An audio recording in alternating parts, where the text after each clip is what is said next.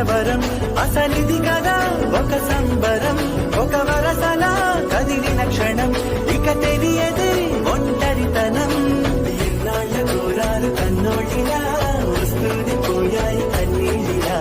ఇల్లంతా మారింది సందళ్ళుగా మీరంతా విందాని వందేళ్ళిలా మనవారే వెనకుంటే మరణాన్ని మరిచేది మనసంతా వెలుగేన